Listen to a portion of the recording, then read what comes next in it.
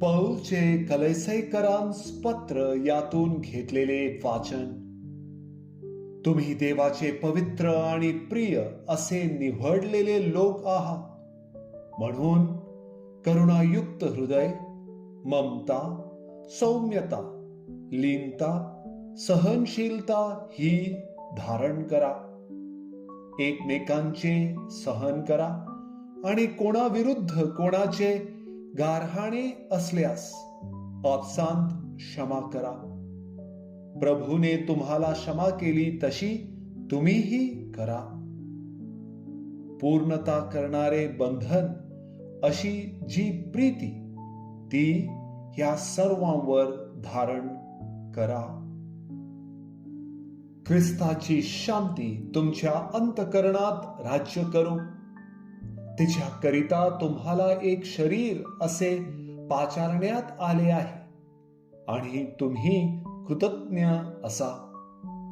ख्रिस्ताचे वचन तुम्हामध्ये भरपूर राहो.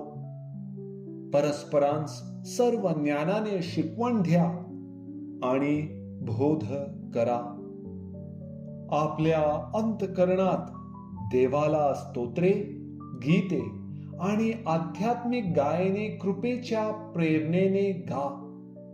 बोलणे किंवा करणे जे काही तुम्ही कराल ते सर्व प्रभू येशूच्या नावाने करा आणि त्याच्याद्वारे देव जो पिता त्याची उपकार स्तुती करा. प्रभूचा शब्द. देवाला धन्यवाद.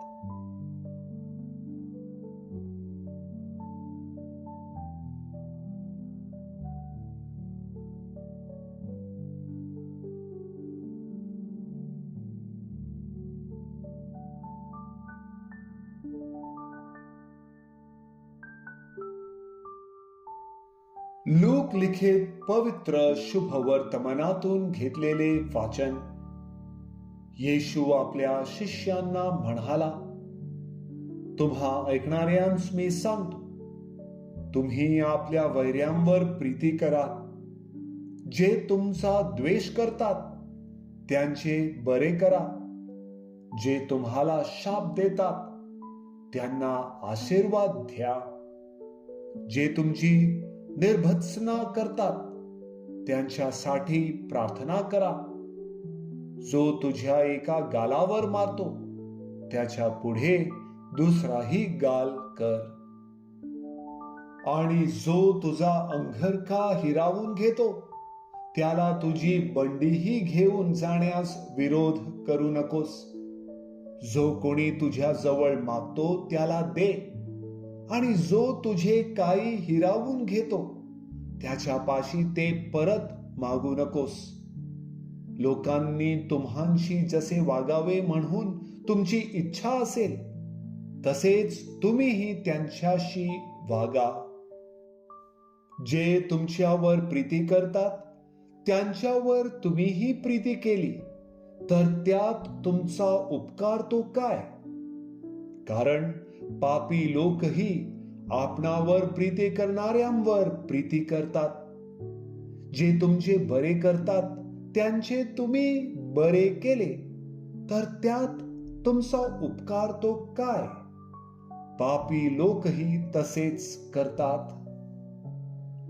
ज्यांच्यापासून परत मिळण्याची आशा आहे त्यांना तुम्ही उसने दिले तर त्यात तुमचा उपकार तो काय?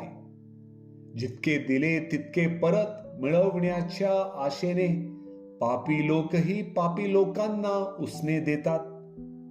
तुम्ही तर आपल्या वैऱ्यांवर प्रीती करा, त्यांचे बरे करा.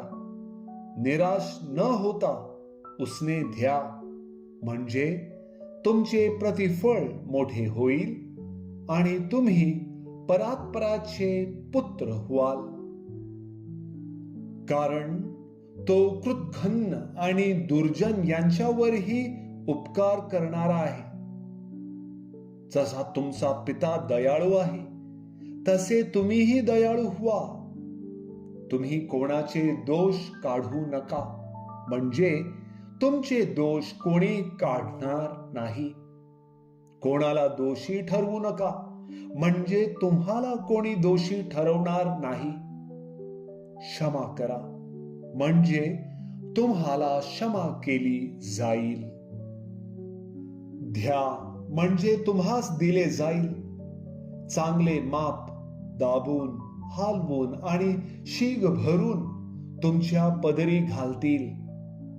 कारण ज्या मापाने तुम्ही मापून द्याल, त्याच मापाने तुम्हाला परत मापून देण्यात येईल. प्रभूचे शुभ वर्तमान. हे प्रभू येशू ख्रिस्ता, तुझी स्तुती असो.